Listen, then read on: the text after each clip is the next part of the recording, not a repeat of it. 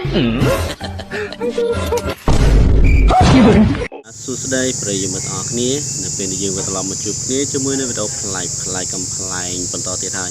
បាទអញ្ចឹងកុំឲ្យខាត់ពេលយូរបងប្អូនចូលមើលវីដេអូទី1នេះវិញគឺយើងឃើញមានត្រីបាទនេះបើនៅស្រុកយើងវិញប្រហែលជាត្រីទាំងអស់ហ្នឹងត្រូវបាននាំទៅលេងកំពង់ឆ្នាំងហើយបាទប៉ុន្តែនៅស្រុកគេគឺត្រីទាំងអស់ត្រូវបានបាទសត្វតែតាមទឹកទន្លេនឹងគ្មានពីណាចាប់អារម្មណ៍ទេបាទឃើញថាគេរស់នៅដោយសេរីភាពអញ្ចឹងណាបាទបើស្រុកខ្មែរយើងវិញបាទតែឃើញប៉ុណ្ណេះទៅលេងកំពង់ឆ្នាំងគ្មានសល់មួយទេ Oh my god wow oh my god ហើយសម្រាប់វីដេអូនេះវិញឃើញថាបរិមម្នាក់នេះព្យាយាមធ្វើកាយវិការដូចស្វាទៀតហើយ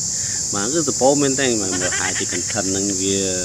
ធ្វើឲ្យមានអ្នកចាប់អារម្មណ៍ច្រើនបាទក៏ព្យាយាមទៅបន្លាយលេងជាមួយស្វាដោយការធ្វើកាយវិការឲ្យដូចទៅនឹងស្វាហើយគាត់ទៅបន្លាចគ្នាបាទមានថាបន្លាចទាំងស្វាបន្លាចទាំងអីចឹងអាស្វាខ្លាចមនុស្សខ្លាចស្វាមិនដឹងអាម៉េចអាម៉ាទេបាទបងប្អូនមើលទាំងអស់គ្នាបាទកុំសើចគាត់ហើយគ្រាន់តែជាការកំ pl ែងរបស់គាត់ទេតែកុំសើចគាត់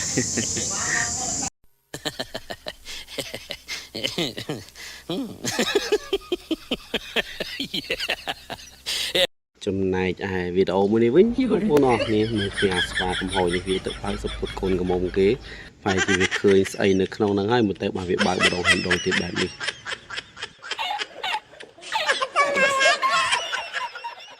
បាទសម្រាប់បងប្អូនដែល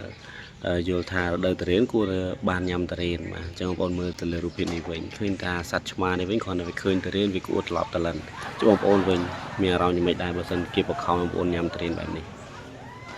ចំណែកវីដេអូមួយនេះវិញឃើញថាសេវាកម្មរបស់គេគឺលឿនរហ័សទាន់ចិត្តបាទអ្នកបម្រើទាំងអស់សិតតែប្រើប៊ីស្បែកជើងមានកង់បាទឧបករណ៍សម្រាប់ដឹកជូន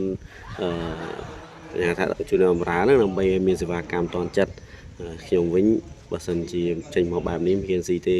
ហើយក៏មិនហ៊ានចូលទៅដែរខ្លាចអស់ថ្មិញ